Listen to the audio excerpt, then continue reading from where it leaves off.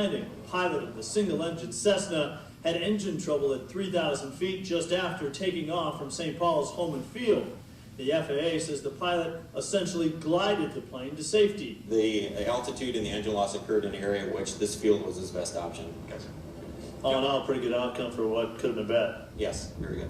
The plane was headed to the Chicago area. According to the FAA, there were 3 people on board, including a woman who was being flown to Chicago for cancer treatment. The pilot managed to land the plane in a snow-covered field, avoiding trees, power lines, Interstate 94, and a handful of homes. Talked to the homeowner. He basically just saw almost the end result of what you're seeing here, where the aircraft landed in the field behind his house and stayed upright. It was a pretty good outcome. I think, give you an idea, there just is not a lot of wiggle room when an engine goes out. A Cessna 210 has a fairly decent glide slope, maybe 2 miles once it loses power. And to put it in perspective, the pilot appeared to be on a direct course to the Lake Elmo airport, but that was 4 miles away. It was pretty clear to him that he wasn't going to make it, so he put it down in the only spot he could. Obviously a very nice job by this pilot. Live in Chop 5, Bob named 5 Eyewitness News. This Angelflight was giving a woman a free flight so she could get the cancer treatment she needed in Chicago. And the agency has provided patients thousands of free flights here in the Midwest. Joe Mason continues team coverage. He has more about the agency's mission. Joe? John, within the last year, there have been more than 300 Angel flights here in Minnesota. The group is made up of 700 pilots who give their time and use of their planes to help those who are fighting serious medical problems.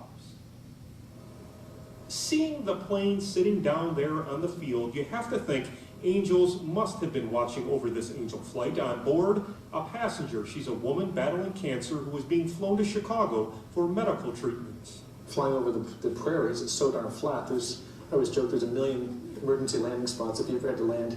For the past 10 years, Mark Coleman of Edina has volunteered as an Angel flight pilot using his Cessna plane. It's fantastic. You know, they're almost like family now. Mark makes about 6 Angel flights a year, including some for this little girl. Her name is Brooke. She's 8 and lives in North Dakota. She has Down syndrome and spinal problems and needs to come to the Twin Cities for medical treatments. Flew her down, flew her home.